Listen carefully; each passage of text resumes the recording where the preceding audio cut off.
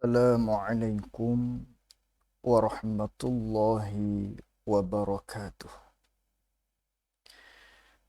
Alhamdulillahi rabbil alamin. Wassalatu wassalamu ala ashrafil anbiya'i wal mursalin. Wa ala alihi wa sahbihi ajma'in. Allahumma fakihna fid din wa 'allimna ta'wilih.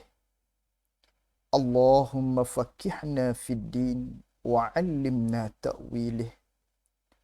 Allahumma fakihna fid din wa 'allimna ta'wilih.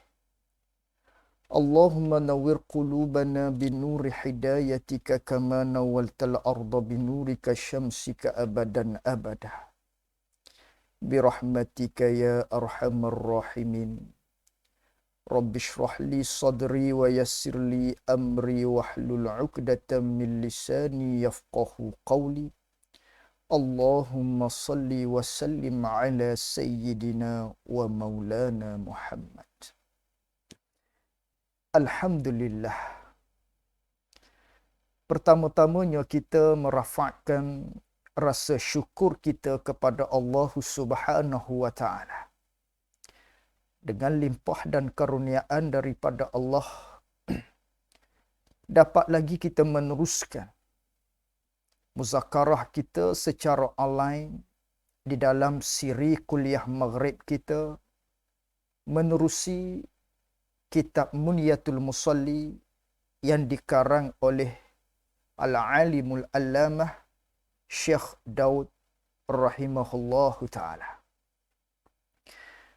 Sidang penonton Jemaah Surau An-Nur Bandar Puteri Kelang yang dirahmati oleh Allah Subhanahu wa taala, kita akan menyambung lagi muzakarah kita ini pada halaman muka surat 11 bagi kitab Jawi, di mana pada pertemuan kita yang lalu kita membahaskan berkaitan dengan sunat-sunat hai'ah. Yang mana sunat-sunat hai'ah di dalam sembahyang itu terdapat terlalu banyak. Maka di antaranya perkara yang dikatakan dengan sunat hai'ah ini ialah di antaranya setengah daripadanya, sebahagian daripadanya iaitulah kekhusyuan. Iaitu khusyuk di dalam sembahyang. Maka khusyuk di dalam sembahyang ini merupakan sunat hai'ah. Sebahagian daripada kesempurnaan bagi sembahyang. Sungguh pun ianya bukan daripada kalangan rukun sembahyang. Akan tetapi khusyuk di dalam sembahyang ini merupakan salah satu daripada perkara yang besar. Yang mana pengarang kita telah memberitahu kepada kita, telah menyatakan kepada kita, telah menerangkan kepada kita berkaitan dengan bagaimanakah kita nak hadirkan khusyuk di dalam sembahyang, telah dijelaskan pada pertemuan kita yang lalu. Yang mana khusyuk di dalam sembahyang ini ialah sebahagian daripada perkara sunat di dalam sembahyang, iaitulah sunat hai'ah. Walaupun demikian, walaupun ianya sunat hai'ah di dalam sembahyang, khusyuk ini, akan tetapi ianya menjadi satu perkara yang perlu kita bersungguh supaya kita mendapat khusyuk tersebut. Kerana apa? Kerana terdapat hadis-hadis daripada Nabi SAW berkaitan dengan keutamaan khusyuk. Yang mana pengarang kita nak mendatangkan pada malam ini, yang kita nak bincangkan pada malam ini, hal yang berkaitan dengan khusyuk ini, yang mana ianya terdapat satu penggerunan daripada hadis-hadis Nabi SAW bagi mereka yang sembahyangnya dalam keadaan yang tidak khusyuk, yang lalai di dalam sembahyang. Sedangkan Sembahyang itu ialah munajatnya kita kepada Allah Subhanahu wa taala. Sidang penonton, moga-moga kita dirahmati oleh Allah Subhanahu wa taala. Kata pengarang rahimahullahu taala, yang mana di dalam paparan skrin kita ini pada baris yang atas sekali. Hujung atas sekali hujung. Kata pengarang rahimahullahu taala, orang yang tiada khusyuk, orang yang tiada khusyuk hatinya, hati orang tu, dan khudu' hatinya, hati orang tu. Orang yang tiada khusyuk hati, yakni bermula orang yang tiada khusyuk hatinya. Dan orang tu dia sembahyang, tapi tak khusyuk hati dia. Dan khudu' hatinya, yakni tiada khudu' hatinya. Dia sembahyang, tapi tidak merendahkan diri akan hati dia. Atau khudu'. Tak merendahkan hati seseorang itu ketika mana dia sembahyang. Maka orang yang tak khusyuk hati, orang yang tidak khudu' hati dia serta Allah Ta'ala, maka orang ni ialah khabarnya tiada memberi manfaat. Tak memberi manfaat dan tiada faedah. Orang yang tak khusyuk, orang yang tidak khudu' hatinya serta Allah, orang yang tidak ada rendah diri ketika mana dia sembahyang. Sepatutnya kita dalam sembahyang, bandingnya kita berada di hadapan raja lah. Ini raja bagi sekalian. Maknanya ciptaan Allah Subhanahu wa taala. Maka kalaulah kita ketika mana di hadapan raja dunia pun kita ada rendah, nampak pada zahirnya kita tunduk padanya, merendahkan diri kita kepadanya. Maka begitulah ketika mana kita bermunajat kepada Allah Subhanahu wa taala di dalam sembahyang. Mana kita perlu ada khusyuk, perlu ada khudu', ada rupa rendah hati kita ketika mana kita berada di dalam sembahyang. Yang mana kita sedang bermunajat kepada Allah Subhanahu wa taala. Maka orang yang tidak khusyuk hatinya, orang yang tidak ada khudu' hatinya serta Allah, ketika mana dia di dalam sembahyang, tidak memberi manfaat, tidak memberi faedah kepada seseorang tersebut. Tak ada manfaat bagi dia. Tak dapat dia nak ambil manfaat daripada sembahyang tersebut. Tak dapat dia nak mengambil faedah di akhirat daripada sembahyang tersebut. Walaupun sembahyang dia sah. Walau sembahyang dia itu cukup rukun dan juga syarat-syarat, maka sahlah sembahyang dia. Sembahyang dia sah. Akan tetapi di akhirat kelak untuk dia mengambil manfaat, untuk dia mengambil faedah daripada sembahyang tersebut yang dia tunaikan di dalam dunia, hal keadaan sembahyangnya tersebut tidak khusyuk, tidak ada rupa rendahnya dia di hadapan Allah Subhanahu wa taala, maka sembahyangnya tidak ada faedah, tidak memberi manfaat terhadap seseorang tersebut di akhirat kelak. Tetapi dengan makna bahkan, bukan setakat tak memberi manfaat kepada dia, bukan setakat tidak memberi faedah kepada dia di akhirat kelak, bagi orang yang tak khusyuk, bagi orang yang tidak khudu' hatinya dengan Allah Ta'ala sewaktu dia sembahyang, bahkan mudaratnya dan seksanya, bahkan mudarat sembahyang yang dia tunaikan dalam keadaan yang tidak khusyuk, tidak khudu' tu, dan seksanya bagi sembahyang dia tadi, yang dia tak khusyuk, yang tidak khudu' tu, terlebih hampir kepadanya, kepada orang yang tersebut.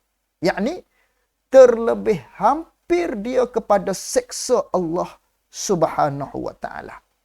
Terlebih dekat seseorang tadi dengan seksa Allah Subhanahu wa taala.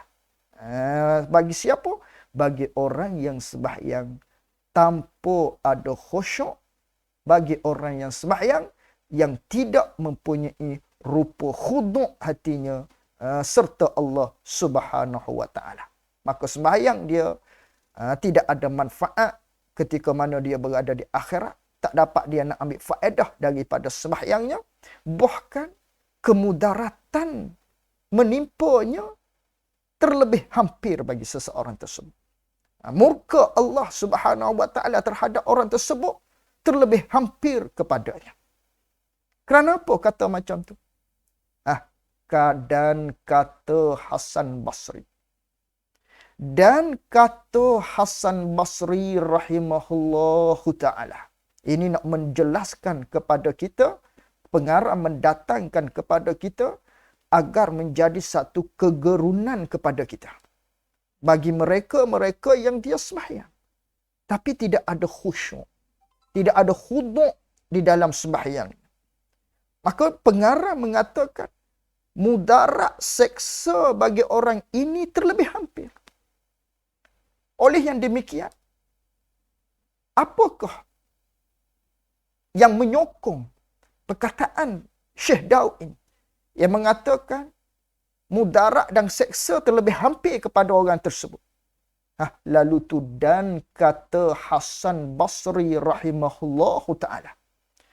Hasan Basri ini ialah tabi'in yang dilahirkan pada zaman Khalifah Sayyidina Umar Al-Khattab radhiyallahu anhu. Dia lahir pada zaman tersebut. Dia tak bertemu dengan Nabi kita sallallahu alaihi wasallam, tapi dia bertemu dengan ramai daripada kalangan sahabat baginda Rasulullah sallallahu alaihi wasallam. Itu dikatakan tabi'in. Bahkan Al-Imam Hasan Basri ini merupakan kibar tabi'in. Kerana apa? Kerana dia ramai bertemu dengan sahabat-sahabat baginda Rasulullah sallallahu alaihi wasallam. Lalu tu, pengarang kita mendatangkan perkataan Hasan Basri yang merupakan kibar tabi'in.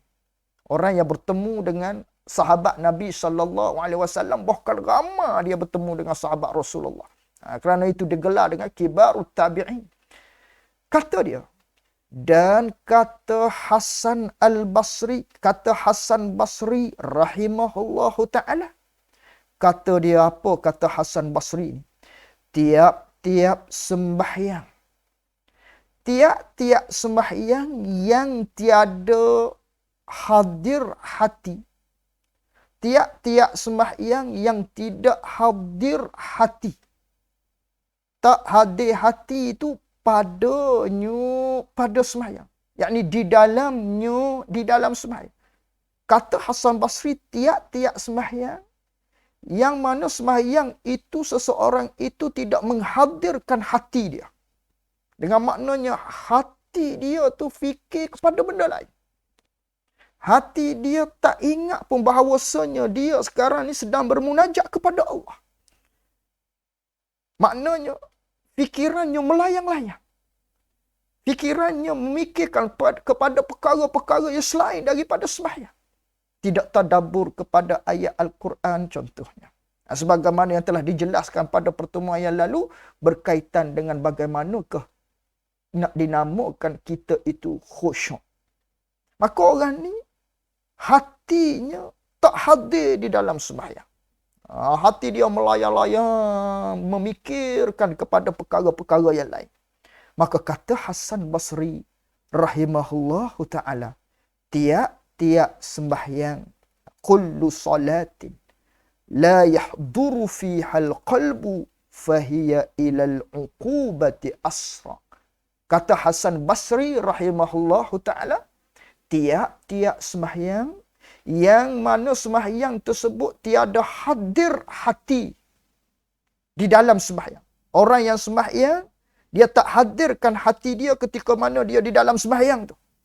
Maka iaitu tiap-tiap sembahyang yang tiada hadir hati padanya pada sembahyang tu, orang yang sembahyang hal keadaan tidak khusyuk, fikirannya melayang-layang, maka pada ketika itu kepada seksa itu terlebih hampir. Yakni terlebih hampirnya orang tersebut kepada seksa.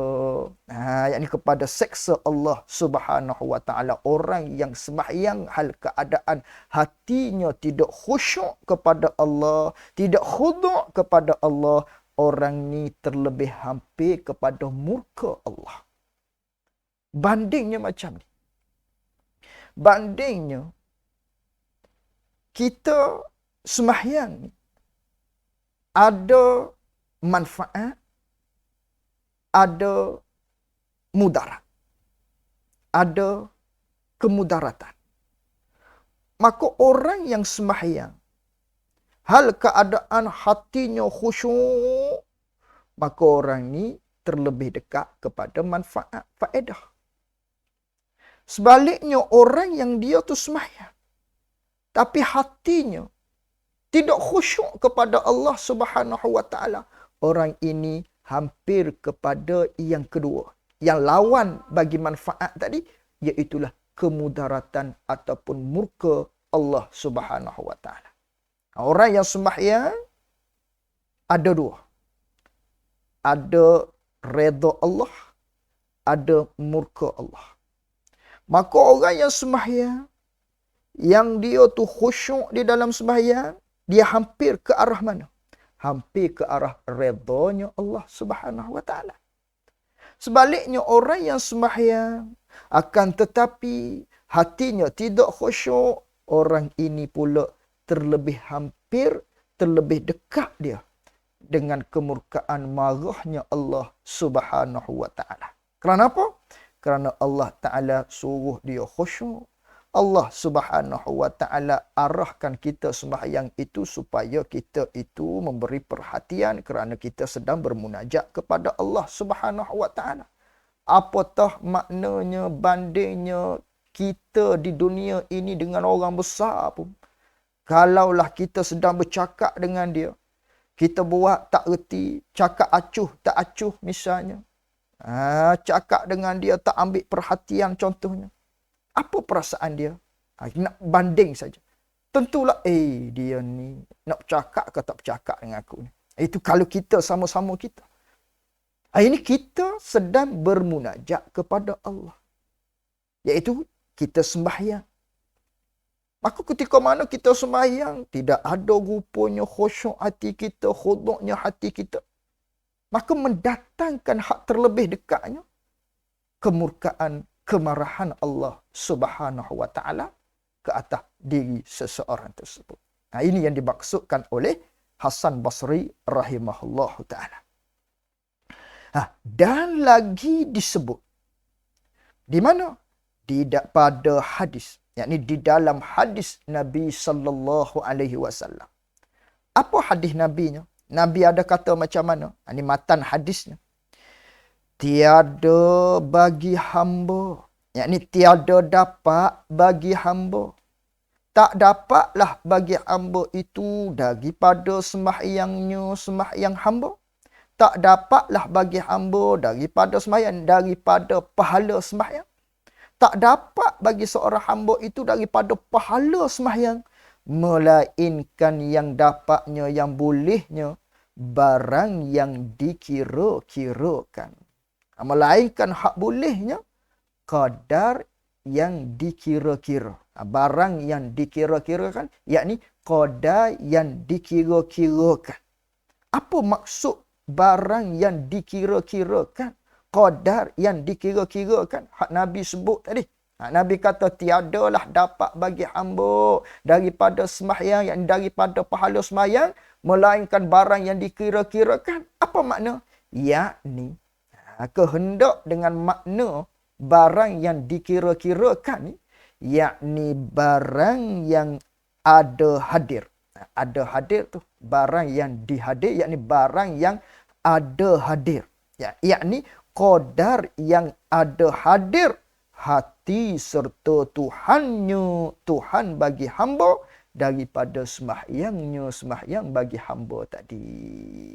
Maknanya kadar mana seseorang itu di dalam sembahyang dia khusyuk, dia hadir hati, maka kadar itulah pahala baginya. Itu maksud daripada hadis Nabi sallallahu alaihi wasallam. Yang Nabi bersabda, laisa lil abdi min salatihi illa ma aqala minha. Tiada dapatlah bagi seseorang hamba itu daripada pahala sembahyang melainkan qadar yang ada khusyuk dia tadi di dalam sembahyang. Sebanyak mana kadar yang dia khusyuk di dalam sembahyang, mula daripada dia Allahu Akbar, mula daripada dia takbiratul ihram, hinggalah salam, sebanyak mana di dalam sembahyang tersebut yang dia ada hadir hati serta Allah, yang dia khusyuk di dalam sembahyang, maka kadar itulah pahala. Ini yang disebut oleh Nabi kita sallallahu alaihi wasallam. Ini menceritakan tentang kepentingan kita khusyuk di dalam sembahyang. Ini pentingnya khusyuk ini. Utamanya khusyuk di dalam sembahyang ini. Biarpun ianya di dalam mazhab kita maknanya sunat hai'ah, terdiri daripada sunat hai'ah, tapi ianya adalah satu perkara yang besar, yang mana kalaulah seseorang itu tidak khusyuk di dalam sembahyang dia tetap sah. Sembahyang dia tetap maknanya kerana rukun syaratnya berbetulan, betul, dia buat tu kena, maka sembahyang dia sah. Akan tetapi untuk meraih pahala daripada Allah Subhanahu wa taala ketika mana kita berada di akhirat kelak daripada pahala sembahyang, itu mengikut qadar sembahyang kita itu ada hadir hati serta Allah Subhanahu wa taala. Sebanyak mana di dalam sembahyang kita itu kita khusyuk, maka pahala kita sebanyak itulah. Kalau banyak tak khusyuk, maka banyaklah. Maknanya rugilah pahala kita tersebut tadi. Sungguh pun sembahyang kita tadi telah sah. Sah lain, pahala lain. Suku berbeza. Berbeza tu. Baik. Jangan pula kita kata, oh kalau macam tu tak khusyuk, tak payah sembahyang. Tak sembahyang berdosa. Tak sembahyang akan dihisap di akhirat. Yang mana awal-awal perkara yang akan dihisap oleh Allah Subhanahu wa taala di akhirat kelak ialah sembahyang. Maka sembahyang ini, kalaulah kita tak melakukan ibadat sembahyang, ataupun sembahyang kita itu tidak mencukupi rukun dan syarat dengan maknanya, maka ketika itu kita berdosa, di akhirat seksa neraka Allah Subhanahu wa taala. Adapun bab khusyuk ini yang menentukan, di antara perkara yang menentukan, iaitu untuk kita meraih pahala daripada Allah Subhanahu wa taala. Ikhlas satu lagi. Ini yang menentukan pahala daripada sembahyang tersebut. Bermakna kalau sembahyang kita tadi yang tidak khusyuk, maka tidak adalah pahala. Tapi sembahyang kita sah, rukun syarat telah kita lakukan. Dengan bahawa di akhirat kelak kita tidak diseksa akibat daripada kita tak sembahyang.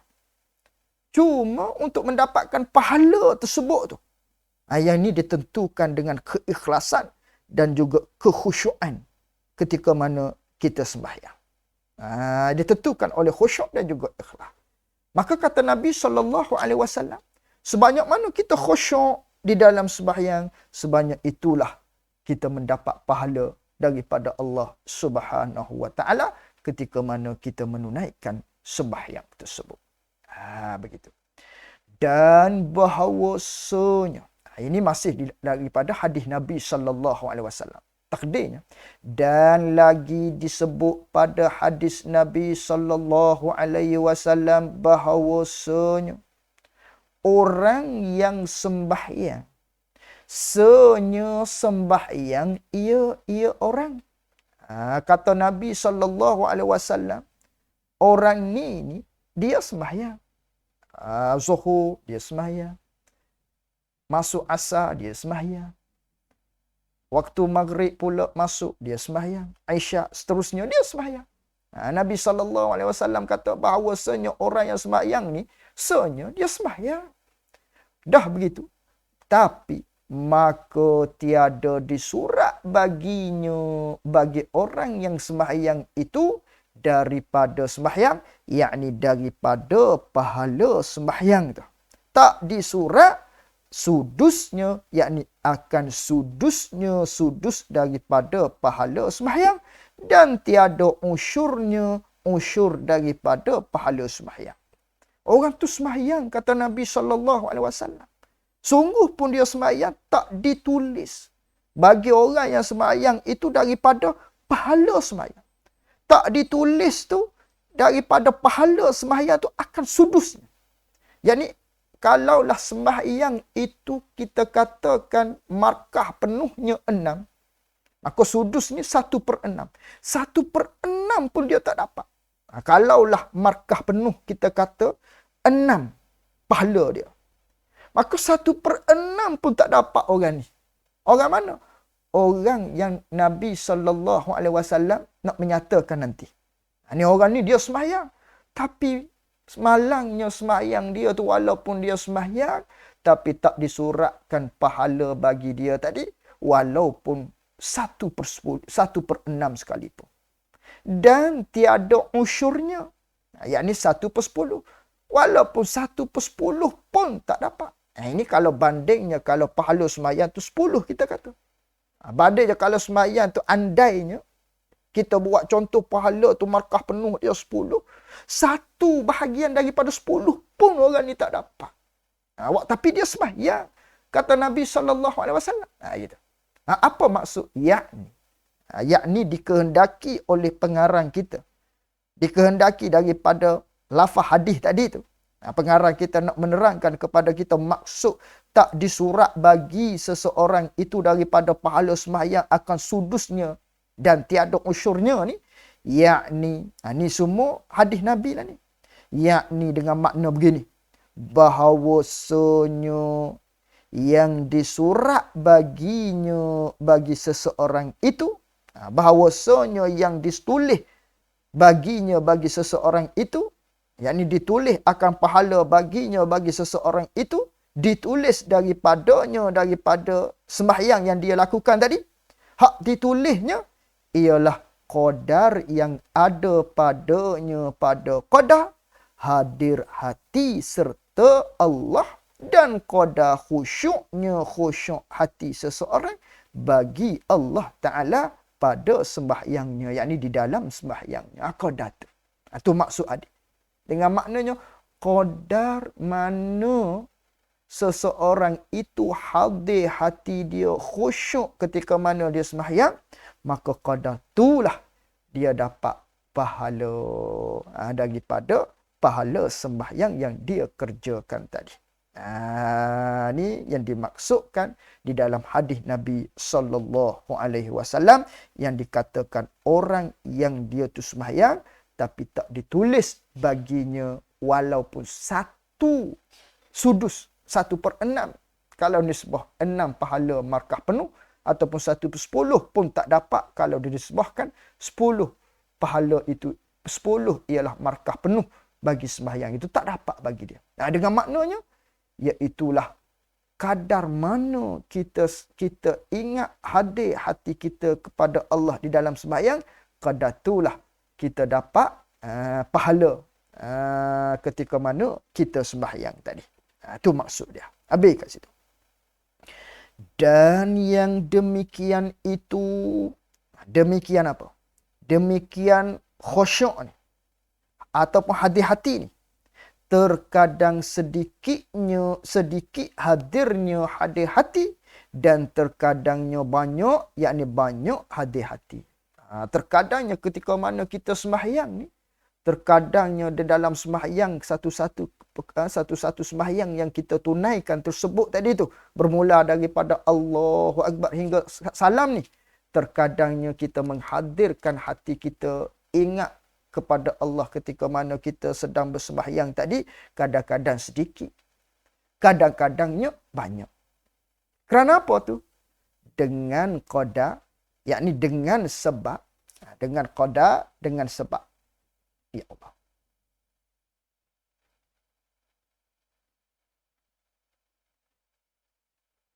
Baik. Dengan qada,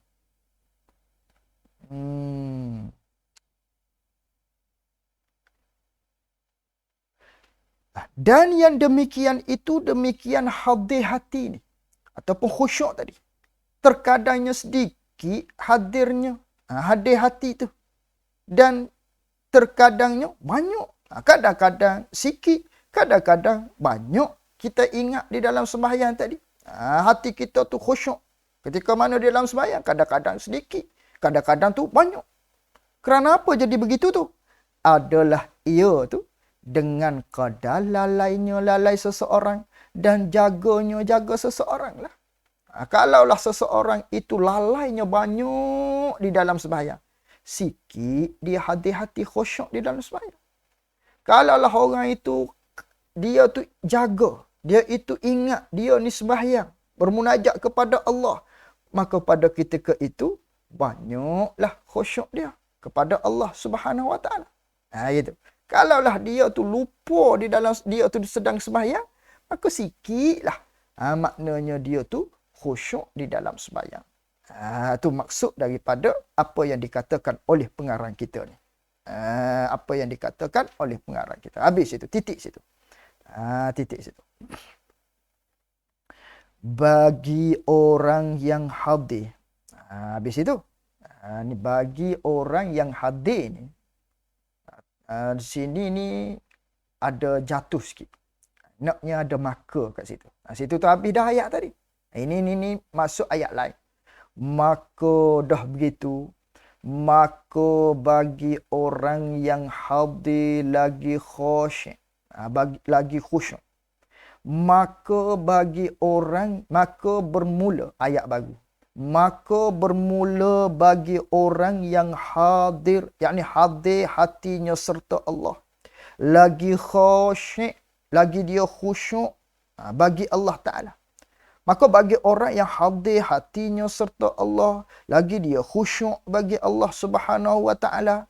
Bila? Pada sekalian sembahyangnya, yakni di dalam sekalian sembahyangnya. Mula daripada takbir hinggalah salam tu. Orang ni hati dia khusyuk kepada Allah. Hati dia tu maknanya dia ingat kepada Allah di dalam sembahyang. Khusyuk dia di dalam sembahyang. Mula daripada takbir hinggalah salam. Begitu orang ni. Orang ni disurat baginya, bagi seseorang tersebut, disurat sekalian pahalanya. Ditulis oleh Allah Ta'ala markah penuh. Ditulis oleh Allah Ta'ala maknanya markah penuh. Malaikatlah yang tulisnya. Maknanya markah orang ni penuh. Kerana apa? Kerana dia sembahyang dalam keadaan hadir hatinya, khusyuk hatinya. Maka orang ni dapat penuhlah pahalanya. Orang yang sembahyang mula daripada Allah hinggalah salam, sembahyang dia tu, hati dia hanya berada di dalam sembahyang, tak keluar daripada tu. Tak keluar daripada tersebut, daripada sembahyang. Tak memikirkan kepada perkara-perkara yang lain. Hanya fikir duk tadabbur ayat-ayat yang dibaca, daripada zikir-zikirnya, daripada ayat-ayat suci Al-Qurannya yang dia baca. Hati dia duk fikir pada benda tu. Duk tadabbur hak tu. Duk perhati hak tu satu persatu. Tu khusyuk ketika mana dia sembahyang. Start daripada takbir hingga salam begitu. Maka orang ni dapat pahala yang penuh. Orang ni dapat pahala yang penuh. Sebaliknya. Dan yang lalai. Sebaliknya bagi orang yang lalai. Lalai mana? Tidak pada sekalian sembahyangnya. Sejak daripada takbir Allahu Akbar, habis duk fikir pada benda-benda yang lain. Sekejap lagi nak makan apa. Kejap lagi nak pergi mana. Duit ada berapa. Musim PKP ni. Misalnya contohnya. Lalai di dalam sembahyang dia. Mula daripada takbir hinggalah salam. Begitu orang ni. Lalu tu orang ni jawabnya, tiada disurat baginya, bagi orang yang lalai itu, akan suatu, yakni akan sedikit pun daripada pahala. Tak dapat bagi dia pahala sedikit pun. Kerana apa tadi? Kerana Nabi SAW menyatakan di dalam hadis yang kita baca tadi, kadar mana dia khusyuk, kadar itulah dia akan dapat pahala daripada Allah, daripada sembahyang tersebut. Sebaliknya kalau dipenuhi dengan lalai di dalam sembahyangnya, maka tak dapatlah pahala. Tak dapatlah pahala orang tersebut. Ini menceritakan kepada kita tentang keutamaan khusyuk di dalam sembahyang. Setakat itu sahaja untuk pertemuan kita pada kali ini. Hadza wabillahi taufik. Assalamualaikum warahmatullahi wabarakatuh.